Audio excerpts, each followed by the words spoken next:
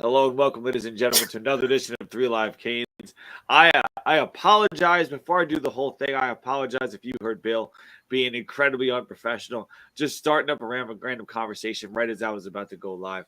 I sincerely apologize for Bill. You know that's what Bill brings to the table. That fresh off the cuff, out of nowhere type commentary, unlike the well analyzed and well thought out information that Steve-O provides, or the humor that I provide. Little mixture, a little nice trio. That's why we're 3 Live Canes. But welcome, ladies and gentlemen, to another week of Miami Hurricanes football. If you're joining us tonight, then that means that you watched this past weekend's game, which was Miami taking care of business against Florida State, reversing a negative trend and hopefully starting one to the positive for the Canes as we continue our dominance over the state of Florida, winning, of course, the Florida Cup after demolishing both other teams that at some point had dominance over the state. Miami now reigns supreme as we head into a matchup this weekend with a former ally of ours, but also a Seminole himself, Manny Diaz. But before we get to all of that, Bill, how are you doing tonight? I'm big chilling. It was a great weekend, a methodical bludgeoning of our rival. Handled it, but not maybe in the manner in which we all thought. We're maybe a little overconfident on last week's show, a little bit, tiny bit.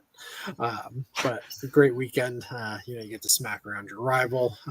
One of my favorite things to do this week was to listen to all the FSU podcasts and listen to them try and claim moral victories. Somehow, and we can get into that later. But all good on this end.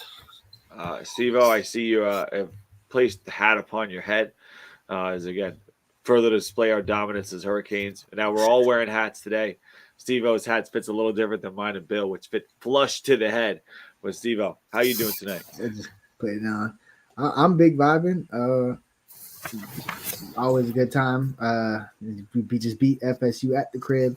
Last time we played them didn't end up so well, so nice to be on the other side of that. Was it the type of game that I would hope for offensively? Nah. But objectively, just speaking, Canes family, I think this is honestly the right time for the running game to get clicking. You want that running game going into November and then, into, ACC championship play. So last two games, over 200 yards rushing, the offensive line, they were bulldozing these men. These Florida State, they were bulldozing for 4 quarters. This was the game I was waiting for Inez Cooper to just be the guy. He had a good game last game, but when he brings the physicality, it sets the mood for the entire room. To be real with you, so when you see Inez Cooper come out and play the way he did, it was just a trickle down effect. Markel Bell got snaps; he was dominating. Just every lineman you saw go out there, played with a sense of aggression. They fired off the ball. I mean, Mark Fletcher and Damian Martinez on like 3 to 5 runs went like 7-8 yards without contact, like just straight up mauling people, moving people out the way. Daryl Jackson included. It was just nice to see. It was hella nice to see, and it was cool to see Damian Martinez have like pretty much the same run he had versus Louisville. That we like, oh, broke a tackle, get off me. Drag 3 people into the end zone while he's smiling. It was like literally the same play. So I would think he's feeling quite comfortable in the offense, and I'm very happy with that. And obviously, condolences to Mark Fletcher and his family. I don't think he could have scripted that first drive any better.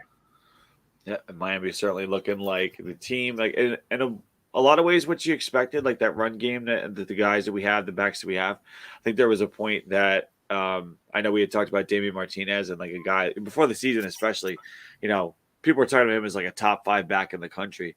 I think there were some people kind of waiting for him to really shine in this big stage. It is the Miami Hurricanes, an undefeated team, top 10 team, all that. And we finally were starting to see like, this is the dude that we got, is the guy that you can really throw on the back, but you also have a Mark Fletcher who can do the same stuff. So it's really cool to see. We'll talk more about that game. We got Crib. You can only report 2 crowd fights, one in the club and one in the East end zone. No FSU fights, which is, of course, surprising because you figured that was only going to go bad. But Steve-O, you have any other fights that you saw? Did you see any out there? Crowd fights? Nah, bro. We was bickering at FSU fans, but they didn't really believe they were going to win this game. I mean, at all. It was swarmed with orange. Like Canes fans actually follow the directions to wear orange. I honestly, and I'm not gonna blame everybody because I never wear it, whatever they say. I always just wear whatever I want. I mean, like, come on. But I bought it and I wore the orange shirt. Everybody did, to be honest. It was definitely a sea of orange. But yeah, not Florida State fans were out of there quick, bro. Like once they put in the new quarterback and he had that one drive, like I guess you could hear that like the little cheer, but that was it, bro. Like they had 5 minutes. They had their fun early. That one drive. Yeah. Just to fill in, Steve, one of the wild predictions last week was the amount of fights that happened in the stand, so that's why it came up. Oh yeah, no, I don't think them boys was on nothing. Now when you know you're going to get beat down, you don't want to get 2 beatings in the course of a day. Good life lesson for everybody out there. But we got a lot of that to talk about. We have 2 commits, one new with an old name, another one a name that you're familiar with, which is again new. So both of them have a little bit of history with the University of Miami. We'll talk about those things. Obviously, talk a lot about the Duke game coming up. Another old name becoming new again. So good show, fun show, exciting show for you guys. Thank you guys for tuning in. And we got a donation from Primetime Rambo. So get to your question right after we hit the intro. 3 Live Canes. This is for the national championship for Nebraska.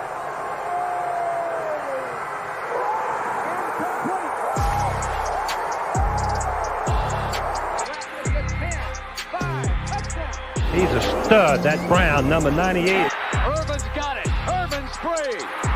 Slips to the outside, tries to stiff arm, but he couldn't get by Ray Lewis. Big time players. Step up in big game. Hard dog. Don't ask me for more. Hell no. Devin Hester up to the races. That's what they needed. That's Ricks going up for Thorpe, and it's intercepted near midfield. Sean Taylor's got another one. Who else? Real quick before we get to Rambo. I love Cam Ward.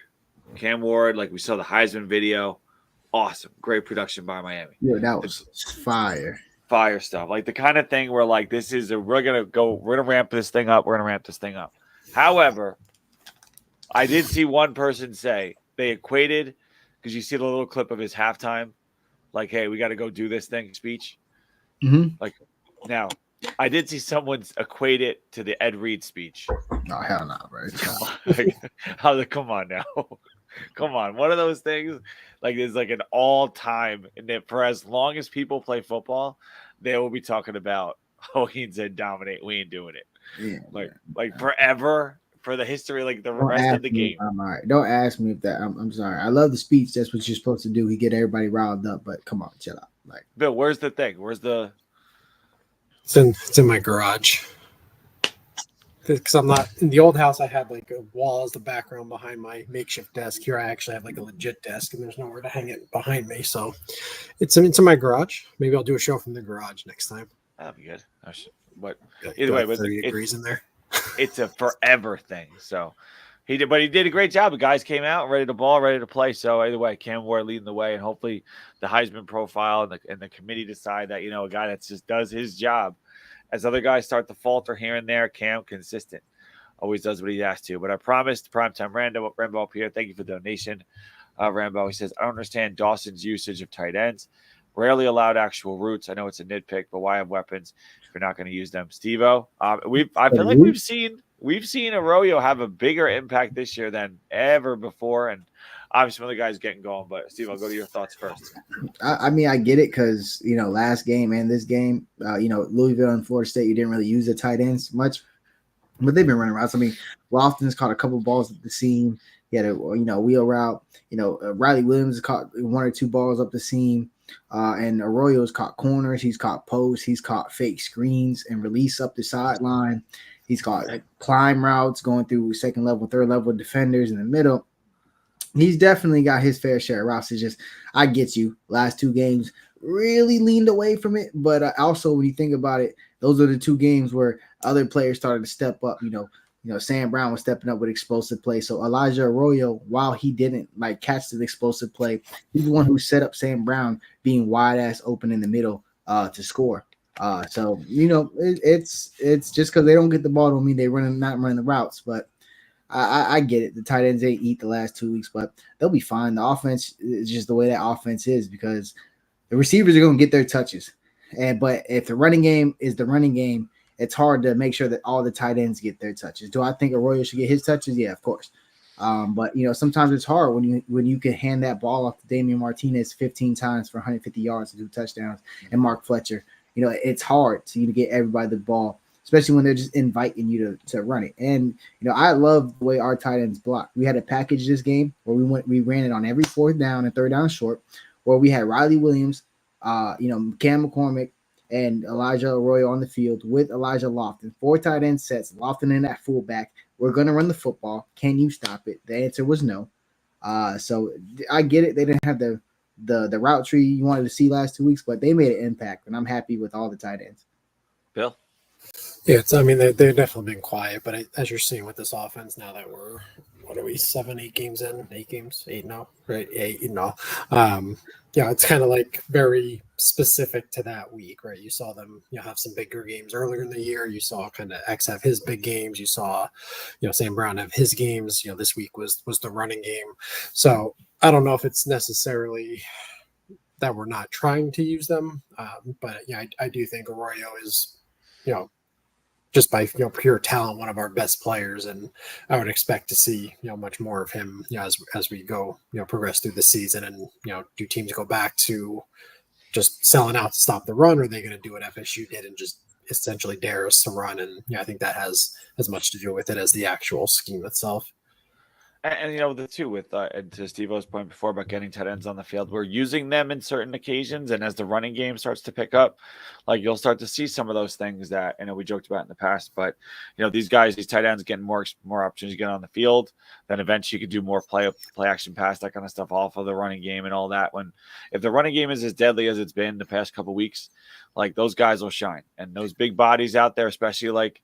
You never know what happens in when it comes of where this playoff game might be, if we're able to earn a home game. If not, if we're out in the cold weather, those guys may start to shine even more. The best place to be at during a football game is in between the lines. I don't give a damn if it was 100 run plays. I've been in that situation where I knew he wasn't going to throw that ball, but it's way better than watching from the sideline. So I'm pretty sure every tight end's happy that they're playing. And then when that ball comes, bro.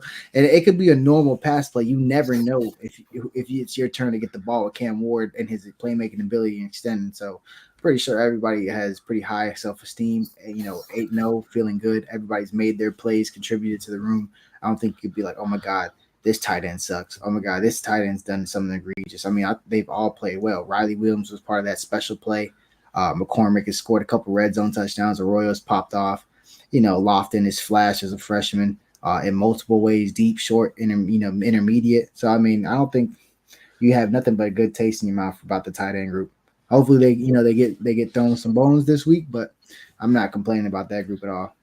I mean, this feels like I know back in the day with those pop passes, we would always hit to Mallory and to Brevin Jordan. This feels like one of those weeks. If Manny starts to get overly aggressive, I see like Crib mentioned like reverses, those kinds of things. This could be one of those ones where a couple of those hit big to get down the field, but you never know. I think he inherited a good roster when it comes to mental IQ. I think Coach Manny needs really high IQ players to run his system because you're one mental mistake away from a train wreck in some of those scenarios, especially like when you're talking reverses and things like that, because we know that aggressive nature. He creates a lot of turnovers, but you sell out to make those turnovers. And sometimes you live with that, so you die with it. So we know that's his style, which is cool. I like that type of style. I like a defense that will take it to you instead of waiting.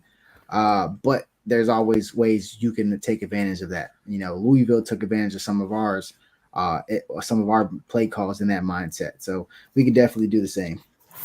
Let's hit on some of the questions and comments from the group, because there are some more pressing things that popped up, especially today.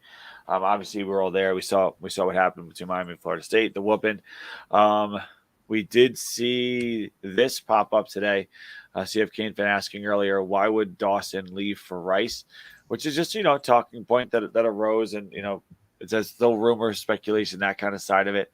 But obviously, you never know. Like, if your team is really good in a given year, coaches tend to look for opportunities. It's always a possibility. But just, Bill, your thoughts on this? And this, I know you mentioned it to me before earlier today, but just your general thoughts. Yeah, I mean, if he has, aspirations to be a head coach, any kind of lower level job, obviously you're going to show interest in, is Rice the best fit for him? I don't know. Would they be interested? I don't know. Or, maybe, being a, smart guy, he can kind of use that leverage to get himself a little, pay bump here, as he waits for maybe something a little bit bigger. But again, right, majority of coaches, they want to be a head coach. And, when you get an opportunity or, an opportunity opens, you owe it to yourself to explore it, right? Just like think about us in kind of the regular world, right? If an opportunity arose, you're going to explore it and let's see if it's, the best fit for you, your family, and, your career path. So I would probably, if I was to talk to him, I'd probably say you could probably get something a little bit better, maybe with something a little more higher chance of success. But again, it is, it's ultimately, his decision. Steve, what are your thoughts? I mean, he obviously, you think about it. So Rice is in Texas. If you don't know that, so obviously Coach Dawson has a lot of roots in Texas. Was just at Houston as the OC. So you don't know what type of relationships he has with maybe the university or people within the door. So we're speaking ignorant to that if there is anything that we don't know. But I would just sing like, bro, come on, bro. Rat Lashley lit it up on fire for 2 years and got SMU. Obviously, he was just there at SMU. So, and they wanted to kind of keep that Sonny Dykes offense going. And, hey, it worked out for them, I would say. So that maybe be the bad example. But you keep balling, bro, you're going to get a better call than that. You really will. I mean, go somewhere where if they fire you, you're set for life.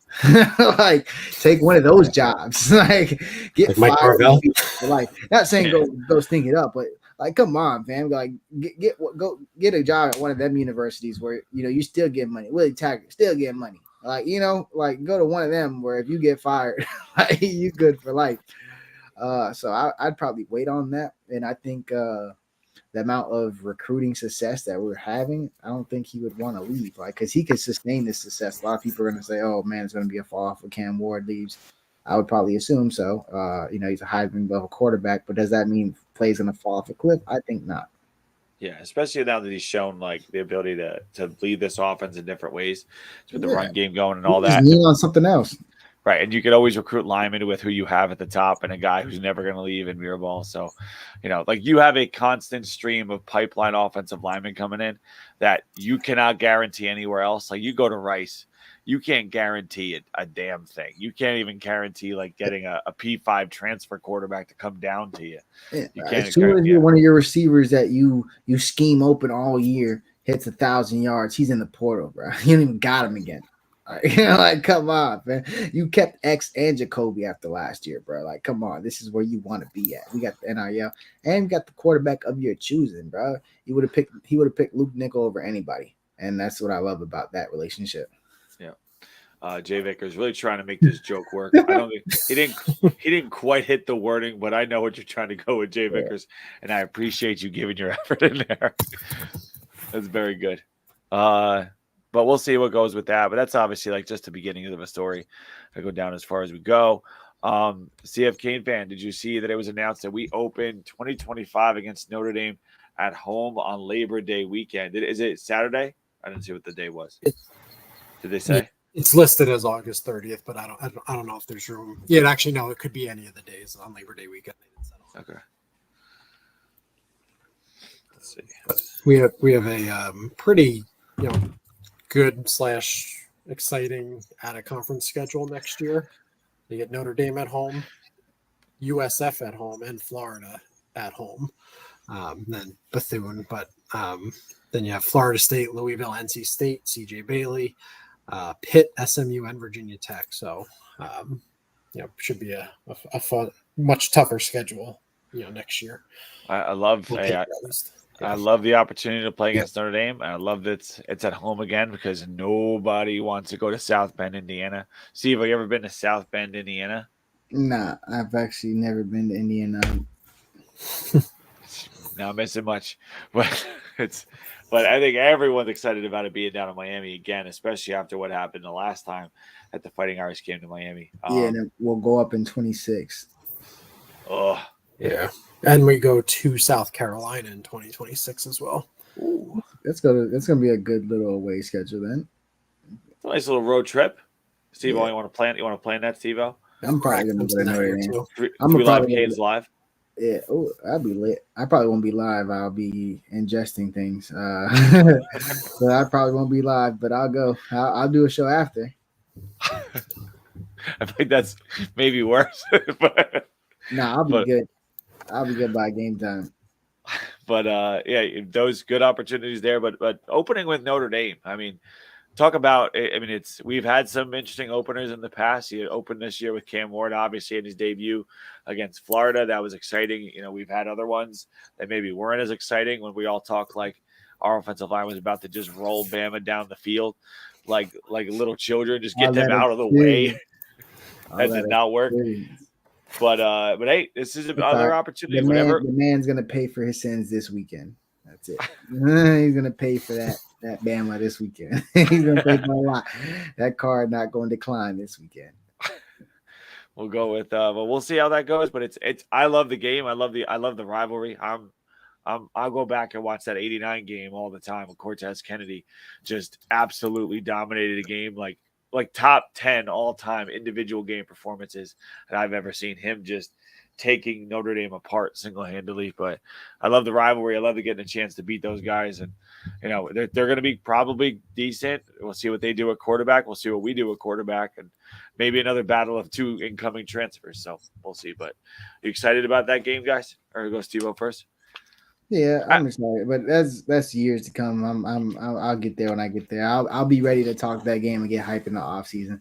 Right now, we got business to handle. Steve is a 1-0 guy. We finished 1-0 this week. Steve goes on Twitter and tells people we focus game on game. I mean, as a fan, it doesn't really matter what we think. We can go ahead and talk about it, but I just can't. I don't have the capacity right now to talk about Notre Dame. I'm locked in. I will talk about how much I hate Notre Dame anytime, any place, anywhere I can. I mean, we hate them as Miami fans, but especially growing up in the Northeast, it takes on a kind of a different meaning too, with just kind of the front-running fans around this area. Carisu has never even been to South Bend. He's from Indiana. I think that was a good call. That's a good decision. What we got? Man. Crib Summit 2020 schedule, 8 home games. First I can remember, just those 4 away. That's interesting. Yeah, the next year we have a lot of away games. Yeah, it'll balance out. But as a season ticket holder, I'm getting bang for my buck next year because I'll have 8 of them weekends. Yeah, pretty much. Flying through. Yeah, if you guys don't know why they're hyping up Coleman, he had 7 touchdown passes before halftime in this last game, broke like a record and stuff like that. He's very talented, as you guys would know if you watched the film review of him. So yeah, we do have a star quarterback committed early, who is going to get a lot of players to join him in 2026. Whether it be Bernal Brown, I don't know. I'm not going to say it's impossible. I don't see it. But I would love to. Yeah, just keep stacking talent there. You get quarterbacks every year that can play, and you're always going to have the skill guys around them that want to come in. So definitely something you're looking to see. But that was another big part of it. And then obviously the last, like outside of the recruits, obviously the last big part of information and people are asking and talking about is this game. Like how important this game is. We cannot lose to Duke, obviously the Manny Diaz thing. Coming a big part of it. But, you know, coming off of where we are now, we're 2/3 of the way through, and Steve-O and I's opening season predictions standing strong at this point. Bill had us like 5-3 or like 4-4 or something horrible, but roll right into it. So this Duke game, is it a trap game? Is it something like that? No, because you have the Manny Diaz factor, and we know it's a team that's beaten us in recent memory. So I wouldn't call it a trap game. I think it's just another game where Miami goes up against an opponent which does one thing pretty well. We just got to make sure we limit how that affects us as much as we can. So, Bill, first, real quick, the thoughts on Duke as a whole heading into this matchup. I mean, they're 6-2. It's not like they're necessarily creeping up on anybody, but every game is important, right? There's 4 undefeated teams in the ACC. A couple of them are going to play each other in the next couple of weeks. But I try and listen to a lot of kind of national podcasts. I try and read as many articles as possible. And there's already kind of seeds being planted that if Miami were to lose either a game now or not win the ACC, that it would be a debate whether we get in due to schedule, which is funny because the strength of record that people keep referencing, I think we're second behind Georgia. But yeah, the Manny factor, I don't know if it's as big. Yeah, we only have 3 or 4 guys, maybe 5 that are left over from Manny. But good defense. Manny can dial it up. Horrific, not as bad as FSU, but pretty bad offense. So hopefully it's another get right game for this D, and then we can get rolling on offense as well. Steve-O? Yeah, I don't think the Manny factor is as big as people want to make it seem. It's more bigger for the fans. And I have nothing against Coach Manny Diaz. He got the job that I don't think he was ready for. We all knew that. And now he did it the right way. Performed at a high level as a DC again, and took a job that was smart for him to take. Duke was a smart job for him to take. He could win. He could lose the rest of the games this year, and they still say it's a successful season and say he's building something. They're not used to winning 10, 12 games and not trying to be like, oh, you have to get back to the 5 national championship glory days. And you can't learn on the job here. So I don't have no issues with Coach Manny Diaz. I think he's actually a really good defensive coordinator. I like that style of defense. I'd rather not sit back and just let somebody do what the hell they want to me. Let's go ahead and, send the house. So I like that style. Put guys on corner. That's why the hell they had stars next to their name when you brought them here. Let's see if that's for real or if that's just some smoke and mirrors or in some, gym short stuff. So right. I don't have no issues with people trying to hype it up because that's the fan thing to do. But there's 5 players: Jalen Rivers, X, Jacoby, Arroyo. That's like it. That's really it. We don't have no super senior outside of obviously McCormick, but he wasn't here with Manny. That's pretty much it. So when it comes to that, and on top of that, Manny was Markeith. No, Markeith is 2022. No, he's a Mario guy. He came in that transition class. So yeah, I guess Mario, he committed to Manny. That's true. He held his commitment, but he committed to Coach Ish. So that was definitely Manny. My dog, Coach Ish. Hope he's doing well. Yeah, dog. I don't think it's that big of a deal at all. And if they have any memories of Manny, the one thing everybody talks about is he was a great players coach. I doubt the players have any issues with him. That's more like a fans thing. Yeah. So we'll just do what we got to do. I think he's probably sweating a little harder now that we just ran the ball for 200 plus yards back-to-back weeks. He probably had a better chance when it looked like our running game wasn't going that well. So he's probably up a little bit later at night, seeing Damian Martinez and Fletcher hit off like that, and then AJ Allen creating a spark as the third back now in 2 weeks. So I would think he's gonna have his guys ready, but he has high IQ guys at Duke. I said that earlier. I thought he took a really good job because even if you're not the best athlete, just be in the right position and don't give up deep play. Because the more plays you take on, you want to sustain drives and get defenses tired, but the more plays you play against an Manny Diaz coach defense is more opportunities they have to create that negative play. And once they get that one negative play on first down, the ears are pinned back, and it's hard to get your rhythm as an offense when you don't know where it's coming from. It's coming here, it's coming there. We've seen it at its height, Yeah. And that's usually when he had high IQ players. That was Coach Mark Richt. With the culture there, but Jaquan, Sheldrick, those were high IQ guys. And the opportunity here with, like you said, being able to develop the offense and the running game and all that kind of stuff, and it makes you almost feel like showing the running game as prominently as we did the past couple of weeks does start to put more stuff in Manny's head. Now it's got a lot more to prepare for. It's not just going to be Cam out there doing everything, doing it all himself. The running game just is equally a potent weapon. So now Mandy's got to prepare for more. Harder for him to have something like set and solid ready to go. But interesting little comment here from CF Kane fan. I would say no. I don't think any truth to it at all. But truth the rumors, we're bringing the turnover chain out of retirement for this game. I would say there's a 0.0% chance. Yeah, that's like believing somebody on the board saying that's Cousins' brother. Does Duke have a turnover prop? I would assume so. I mean, bro, everybody got a turnover prop, bro. Like we literally made it the college football norm. Like everywhere has like turnover props. Like obviously it's not a chain, but like they all got it. Like Georgia has these like gold spiked shoulder pads that they put on, and some of them, whatever, stupid. Pitt has like the little Tykes basketball hoop that they pull out and you dunk the ball. That's pretty cool. It's actually lit. I did it on my road to glory. I was out there. Yeah, everybody got their own prop. I like all these any truth comments now. Any truth of bringing out the slip and slide. Any truth of us putting up 300 yards rushing on Manny. If there's a collective scouting report amongst Canes fans, if you're playing a Coach Manny Diaz coach team, you learn from Mac Brown, unfortunately, the hard way, like all of us. Run the damn ball and put some counters in. And put some counters in and some misdirection. Misdirection hurts us on defense. So it's just misdirection hurts defenses that are aggressive. It just is what it is. When you're living by that sword, you got to give something up. So I definitely feel like every Canes fan has the same idea. 26 counter right now. Like Coach Dawson, let us call the play from the stands. Like it's on 2, Cam.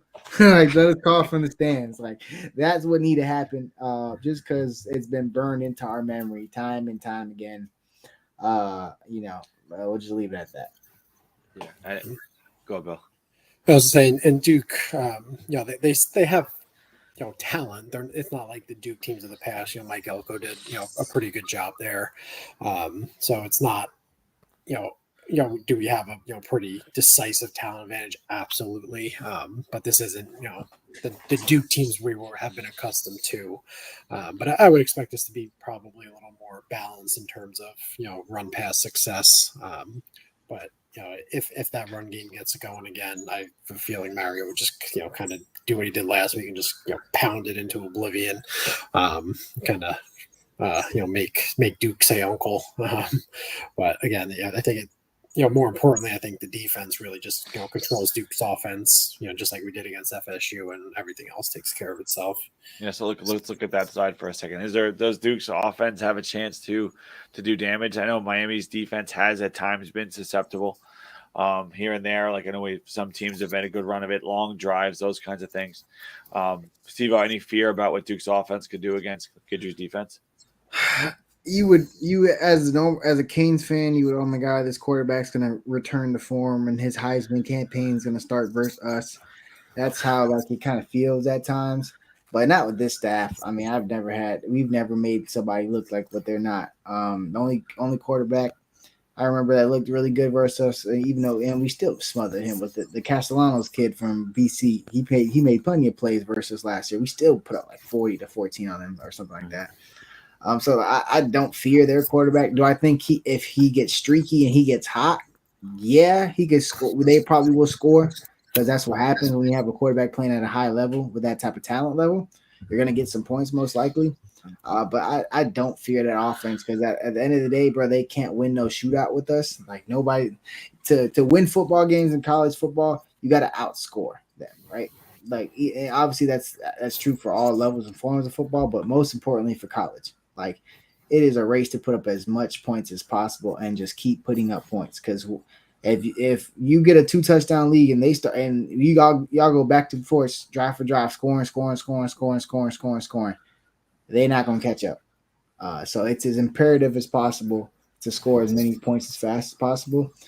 So I think we're gonna do that. I don't think they have the DBs. Florida State played a really very here, just take this. And we're gonna stay back here game plan, but they also had the DBs to do it. Like they would line up a little closer and then have the talent speed to jump back and then just bail from there. They made it look different, but better athletes. So you could try to mix it up a little bit. Like Duke's not gonna have the athletes that Florida State had, even though Florida State lost to Duke and Duke's a way better team. The team speed isn't there, so I don't expect them to do much more of that. So it'll be fine, bro. I don't fear Duke at all. I don't want to sleep on Duke, and you don't ever, then for sure you don't want to sleep on them. But yeah, I'm not fearing at all. I think Cam Ward and company have even if Cam Ward has an off game, bro, like he could just hand the ball off. Duke's running back has some talent. Start Thomas, but I mean, other than that, if Murphy isn't running around, I saw Crib, mention he likes to stay in the pocket. As long as the quarterback's not running, I think our defense will be fine. We just seem to struggle with those mobile quarterbacks. Well, it seems like as good a time as any to take a look at our predictions for the week and make a call here. I see some people already starting to put it in the chat, but obviously before we get to that, we have to look back at last week, and for that, Bill, take it away. Here we go. Not an impressive week really by anybody. The end result really wasn't all that close, so we'll just get into it. Coming in last place, Steve-O off by 37 points with his 55-6 prediction. In third place, where Chris loves to live, off by 31 points with his 66-13 prediction. And then second place between me and the chat, which is B Harp 56-7. He was off by 27 points, coming in second, and then obviously I am the winner, off by 17 points with my 44-19 prediction, which was mocked mercilessly on the show last week. But the champ is back, a commanding 3-2 lead over the chat, and yeah. Is it you have 3, Chet is 2, Steve and I each have 1 still? Yeah. Damn it. Come on, Steve-O. Pick it up, man. Hey, bro. Hey, don't blame me. I mean, they let me down. Come on, bro. We were supposed to put a 50 on them. I'm just playing. Florida State really was playing not to get blown out, but still, bro. And then we'll get into the. I need a 90-yard run, bro. Actually, it was FSU's touchdown at the end, I think, saved me. But anyway, wild predictions. Real quick, Port Knox. Anyone seen the meme of FSU's little as this new spear on their helmet? That was there's great. So many of them out there. It's there's the ET. They have one. I don't know if you guys seen it. It was relatively new. Y'all know that movie like Breaking with like Turbo and like the other guy. They got him doing like he was doing that little dance. Yo, it's hilarious, bro. They got him on everything. They got him next to Jordan Travis. Talk about these breakdancing. Oh my god, bro! It is crazy, bro. He's just levitating up. That's literally an honest to God true. And you're wondering how I got here. Type moments, like just like damn, bro. He's falling in such a way that I've never seen a human being fall before. So it was just perfect. Just take him out. It's the snapshot, bro. Because when you see it live, it don't look like that. But it's the snapshot, bro. Like, yo, that's a crazy photograph, bro. That's a $1 million shot, bro. And it's like the camera focused in on him. Like the ball carrier is like just there. Like Martinez is just there. Like, like the focus is on him, bro. I'm pretty sure it has some editing to do with that. But man, it's amazing. Classic stuff. Good hustle though. Good try, B Hart. Him and his dad are friends at the show, but that was a couple editions ago, and now you play for Florida State. So yeah, sorry, buddy. Doesn't matter. Yep. You get burned. That's you got. Well, you know what, man? That's what playing football is. You play defense. You're gonna be in positions where you could look, silly at times. So that's part of the game. Keep your head up. Keep playing. You're gonna probably still lose next week, but just keep your head up. Hate to see a Brock boy going out like that, but you can't cross enemy lines, family. That shit. Should have stayed at Bama for that, bro. Them boys can't play defense. You would have definitely played there. Like, yeah, right. He'd probably be starting right now at Bama, bro. Like, oh my god, I would have gave you number 0 most likely too, bro. Like, that's crazy. Look where you at right now. Oh, Yeah. I feel like he just had all the time in the world sitting there, like just like time stopped, and he just here hovering over the ground, like, damn, that's crazy. That's crazy. Them memes are hilarious, bro. That entire thing was funny. yeah. I encourage Canes fans to continue to do it. I continue to encourage Canes fans to troll FSU fans back, because welcome to the limelight. We are now at the end of, not even that light at the end of the tunnel. We still got like a couple miles before we get there, but we are approaching our destination. Yeah, and I think we all know that once we get to the end of this thing, it's there's nobody that can talk trash on the internet like we can. Like that's exactly what we do. This is our skill set. We've been waiting for this moment, so we are going to take advantage of it as best we can. But Bill, give us wild predictions. All right, so the fan of the week was Crib. I had written down 2 fights, FSU, and 5 in the stands. I think we only recorded 2 fights. Was that accurate? It was 2 official fights, yes. 2 official fights. Okay. My crazy prediction was that someone on FSU's D line would quit after the first quarter. That did not happen. They actually probably played their best game of the year. Although I was very proud of that prediction. I thought that was a little unique. Steve-O chose not to participate this week. And then against his moral code, against his conscience. And then Chris, yours was to break the all-time margin of victory record for this game, and that did not happen. So Didn't it? Crib got the closest because there was at least a couple fights. So it's not bad. That's not. We'll give it to Crib. Give him the pity win on it. We'll take it. All right, are we going into Duke prediction time? Duke prediction time. So throw your stuff in the chat. I saw some other ones. I'll throw them back in here as I go through. CF Cane fan was first, 41-20. Yeah, that's an early one. I saw that earlier. Yeah, he was ready to roll. Had that prepared since Monday. UCane's fan U 45-14. B-Harp 34-13. Rambo 37-17. Crib 47-13. Jay 38-14. Oh, I like one from UCane's fan U. I like a crazy prediction. I'm gonna lock that one in now. That's pretty good. That's a good one. All right. So was it Fletch jump pass? Was it to Arroyo? Oh yeah, and the tight end Stewart touchdown. Yeah, they didn't catch a touchdown. Oh, they ain't got the routes. Man, them boys and he can pass. Look at that. 42-10. I forgot about that. Since I won last week, I will go first and actually had the same score written down as Primetime Rambo. So me and him are in this one together with the 37-17 prediction. Who's Chris? You'd be next. You're picking Rambo? No, I had the same scores and I already had it written down on my paper. So who are you picking for the chat? Oh, You got to pick somebody else now that you and Rambo got the same score. Yeah. He'll get half credit when I win next week.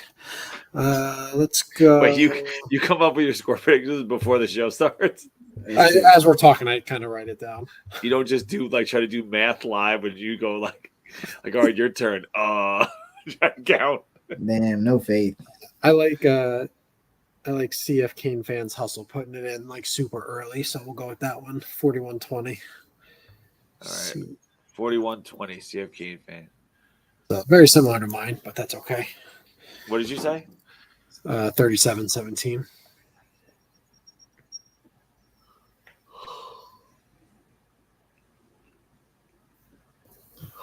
I'm going 45-13. I'm just tired of waiting to say it. It's Steve-O jumping in there, 45-13. And I would not price is right one of the fans, Port Knox. I have too much class and respect for you guys to do that. I'm gonna go. I wouldn't do it to Steve-O either. I'd just do it to Chris. I'm gonna go 38-10. 38-10. All right. And then everyone's favorite time of the week, crazy prediction time. So we got already Canes fan you with the Fletch jump pass to Arroyo. I'm gonna go with something notable happens during the handshake at the end of the game that is like played on Sports Center and all of the highlights. Like it has to be shown because it is a storyline. All right. So a little extracurricular activity, maybe a little Mario. Something. Little like extra Manny try to pull away, give him one of those little, come here, Mac Brown style ones. We'll see. Something. No, that would be something. That would definitely be there. I think it's more like the Mac Brown thing. I'm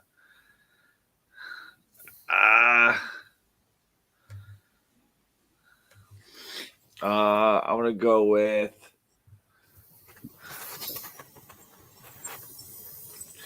what would be the crazier thing?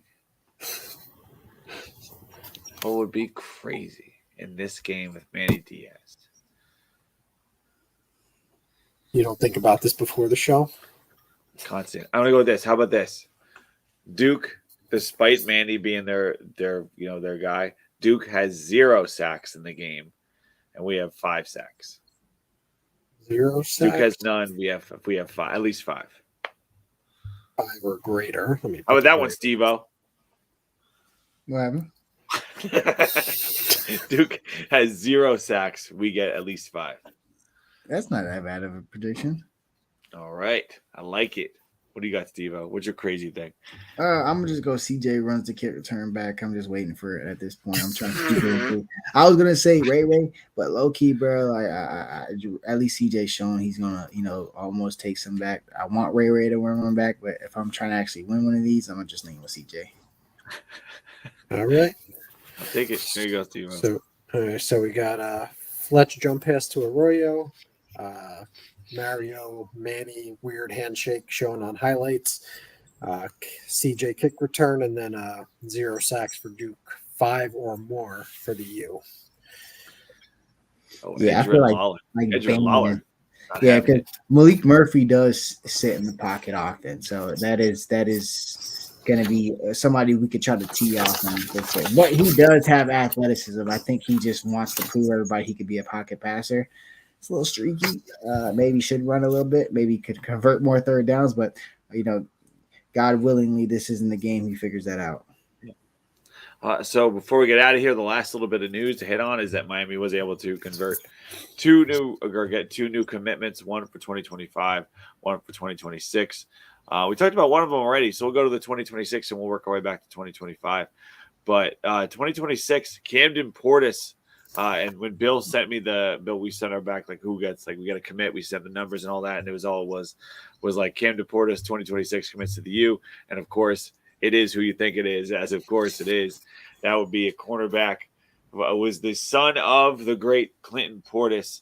Decided to take his talents to South Beach like his dad did once, 25 years ago, right? Probably about 25 years ago. So for 2026, obviously a year away from it, but I feel like this commitment's probably pretty solid considering it's not just, it's not, it's one thing. Oh, but Earl Little's son didn't come. I mean, it's a little bit different when it's Clinton Portis, when the guy lives and breeds University of Miami. So, Steve-O, first thoughts on one of Clinton Portis' boys decide to head down to Miami? Yeah, very happy for Camden. Obviously, if you don't know about him, he's a 4-star corner. He plays a lot of nickel, is very physical, tackles really well. If anybody sees us play these last few weeks, you would think we need some better tackling DBs or a better display of tackling in the defensive backfield. So you like to see that. Obviously, it's in his blood. He's super talented. Could maybe tote the rock a little bit. But I'm super fine with that. I like to see guys get committed early. Blue chip guys get committed early and lock them in. I don't think that's the guy. I mean, obviously, if a kid want to flip, the dad's not going to, I would hope he doesn't just, oh my God, you can't do that. But I would think this is a pretty safe commitment to be real. I would honestly think this is a very safe commitment, and one that, hey, if you knew this, if the kid knew he wanted to come here, you knew you wanted him, and that was just mutual interest. And why wait? He was here versus Florida State. He saw it for himself. He wanted to come in and commit, and the staff was thrilled. So I mean, as Canes fans, getting a blue chip guy, I know we got good guys feel some way about legacies and stuff like that, but when a kid want to be a Cane, kid want to be a Cane, and it's in his blood. So we're vibing for sure. Bill. Yeah, first thought was he looks just like his dad. You guys saw his picture, but looks just like Clinton. Usually, rule of thumb, for myself, I don't really get too excited for commits more than like a year out. But this one is definitely different, like you guys alluded to. But defensive backs are a premium, and it's something that we definitely need to start improving on in the recruiting portion, right? We're already seeing some of that for this class. It's a good start for next class. He's already has size. I think he's already 6 foot or at least close to 6 foot. Runs track. 247 has him as a top 300 prospect already. So you assume the football IQ, right, is probably off the charts considering who his dad was. And it's also kind of ironic that he is a DB. Then that's what the Florida Gators wanted Clinton Portis as, and here he comes to Miami Stars as a running back. Goes and has a great career in the NFL. So another Gators lost a father-son combo because they're dumb. So yeah, I do like that. There is like a beautiful irony of the fact that Clinton, they wanted him at corner, wouldn't let him play running back as he comes to Miami. Now his son's going to come to Miami as a cornerback. Yeah. I mean, they're athletes. I mean, corners are the best athletes on the field. So you got to be a good athlete. You want to play corner, and I'm pretty sure everybody knows that some good athletic genes run through that family. And then to answer your question, Ralph, I do believe maybe after this week you'll start hearing some stuff about that. But I don't know anything for sure. I mean, just based off what Coach Mario said, he should be returning this season. In regards to Damari Brown. Not us just being back next week, yeah. But hopefully we can see him again. Crib throwing out there. We got the other commit is Malachi Tony, who we did a whole thing, talked about him quite a lot. He's a good player, and he decided to reaffirm his commitment after decommitting. Now he's back to the University of Miami. Comment here from Crib.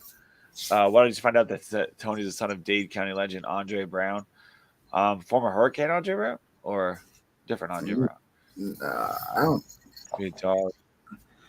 think so. But all I know is, yeah, he's that guy. I just watched him score 2 touchdowns versus St. Thomas in his game-sealing pick live. But Mally's different, bro. He's generational. Obviously, I've seen him a couple times in the 7-on-7 circuit. He plays with Raw. So I'm pretty familiar with his game. Just a lot of people talk about Jeremiah Smith and these players, they're generational. He might not be the generational 6'4", I could do all this, but he's the generational skill. There's nobody more skilled than him. When it comes to ball skills, releases, second level avoidance, understanding tempo to his routes, tracking. I mean, bro, there's nobody more skilled than him. I think he plays immediately. I think he's generational. I don't say that about a lot of people. Obviously, I hype up recruits, but Mally is different. I mean, we call him Baby Jesus. You gotta understand, nobody, his family didn't give him that name. People just, because he just balls on anybody, doesn't matter how young he is. He came in versus American Heritage as a freshman and lightened up everybody. I mean, on national TV, just lighting their ass up, and that number 10. So that's what he is. He's a player. Those are the guys you got to keep home. We've had a couple of 2025 receivers go elsewhere, and questionable or not, whatever you might feel, Canes fans, this was one that could not go. Once he reclassified to 2025, he had to sign with Miami. There is no way you could let him go elsewhere because he's going to be special. Yeah, he was one of those guys, right? I think about the Don Chaney, the Reuben Baines, guys that we know their names years before their kind of time is coming in terms of recruiting. And this was a name that's been out there. Then obviously he reclassifies, and we flip him, or we get his commitment back. kind of very, somewhat a little similar to Armando Blunt last year, who reclassified, decommitted, went to Florida State. We flipped him back. I'm sure he does not regret that decision one bit. Again, right? I think kind of the consensus is he projects as slot receiver, and we know how important that is in today's passing attack, not just our system but college football as a whole. So to get a dynamic guy that can potentially even come in, like Steve was saying, and contribute early, is a great pickup for Kevin Beard and staff. For sure. And Crib, Miami Central guy. I was thinking of. I mean, I heard Andre Brown. I thought of Andre Brown. That was a receiver at Miami back in the '80s, and I was like, that's a big gap of time. But this is a guy who went to Miami. Andre Brown, Miami Central, and was it? Oh, Andre Brown. Okay, I got it. I was thinking, yeah, there we go. But that was in the late 90s, early 2000s before he went on to made his impact eventually in the NFL and West Virginia and all that. But still, local guys, Malachi Tony, a guy that, like Steve said, a guy you can't lose. Yeah. Can't lose that dude. He's the guy that we've been talking about. Go to Bama and you would have been pissed about. Hey, now that's 2 years in a row. Potentially 2 years in a row getting that. Like, obviously we didn't get Jeremiah Smith, but JoJo was a guy that a lot of people said the same stuff about. You can't lose JoJo. If you're going to lose, especially if you're losing Jeremiah, you can't lose JoJo. Got JoJo, get Malachi. Like, starting to trend up with those local receivers. That's what you love to see. Well, we'll see how this all shakes out. Obviously, the commitment this late in the game is obviously a really good sign. Hopefully it sticks and rolls on through as Miami continues their process and rolling into the weekend against Duke, 12 o'clock. National television, if I'm not mistaken, right? ABC. Yep. Opportunity for they don't put Cam Ward on nothing but national television, bro. No, gone are the days of struggling to find a game, bro. You got Cam Ward. It's on ESPN or ABC, fam. No, ABC 2, none of that nonsense. Nah, bro. Like we on the main channel or ABC. Like, let's get real quick heat check on Cam Ward Heisman. Like, you to give a percentage on it. What are you feeling?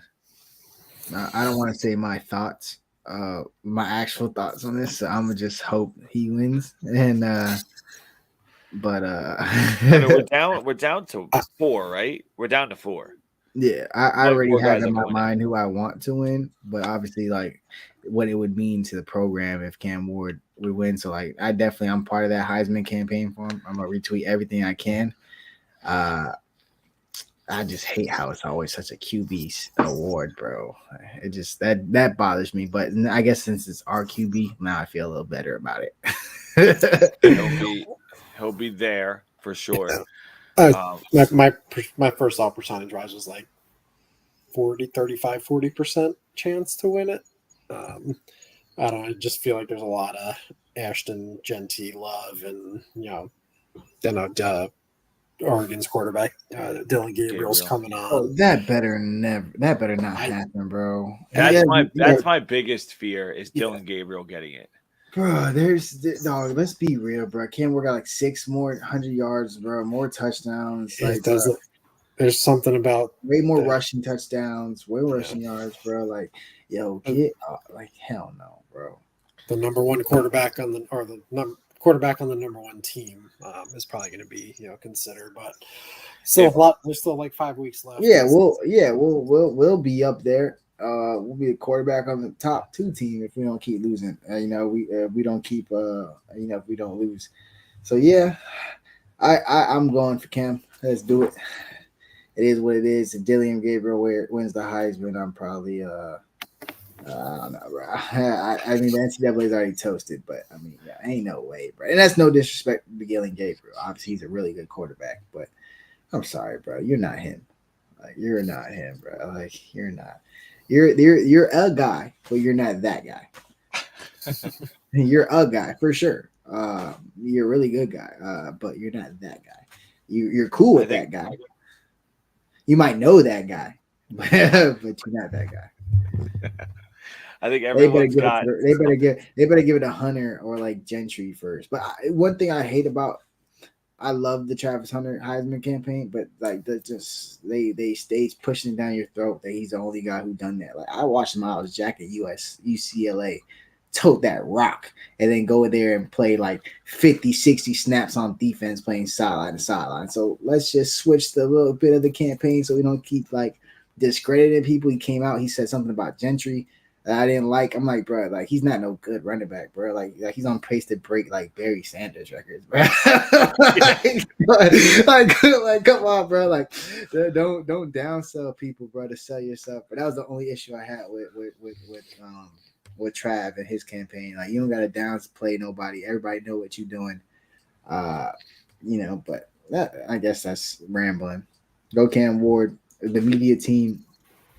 If he wins the national championship for us, like I could care less if he got that trophy. I'm sorry, Cam, for saying that. Just win.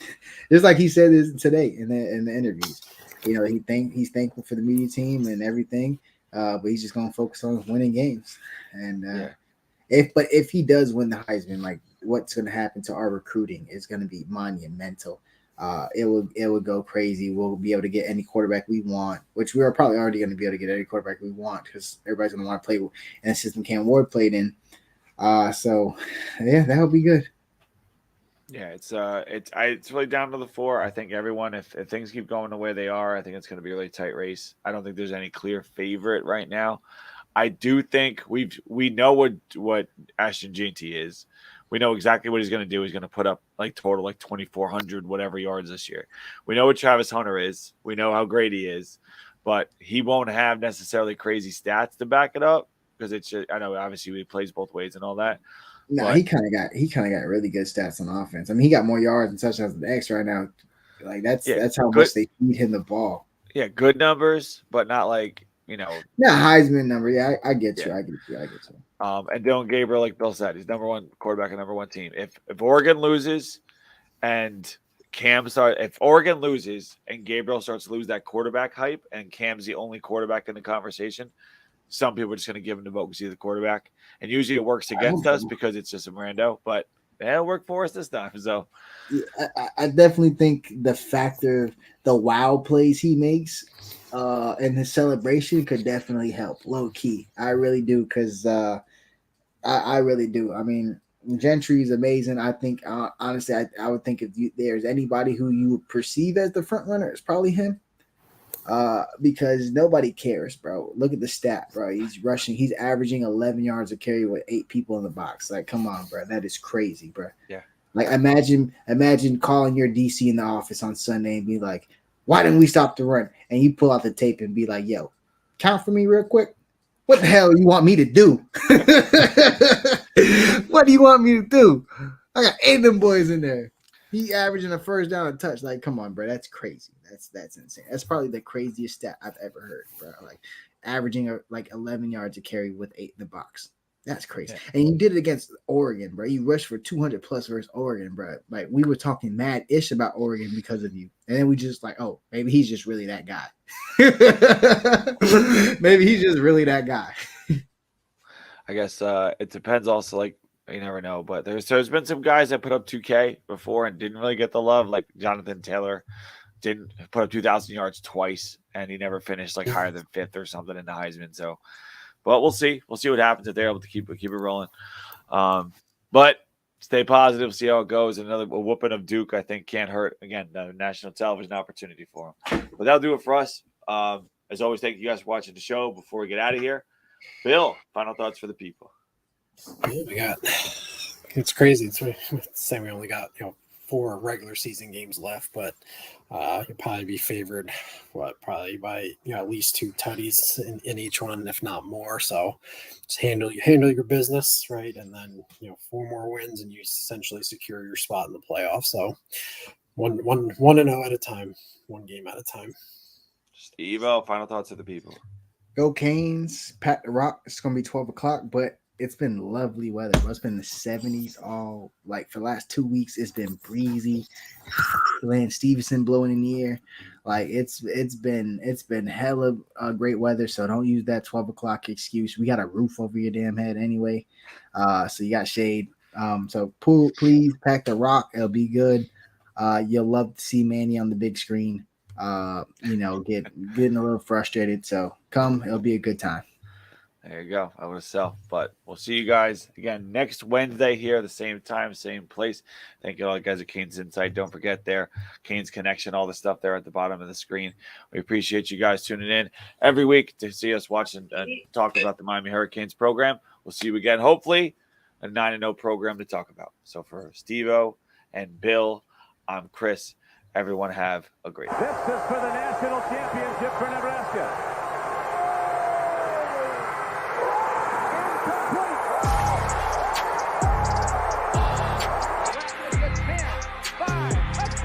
He's a stud, that Brown, number 98. Irvin's got it. Irvin's free. Slips to the outside, tries to stiff arm, and he couldn't get by Ray Lewis.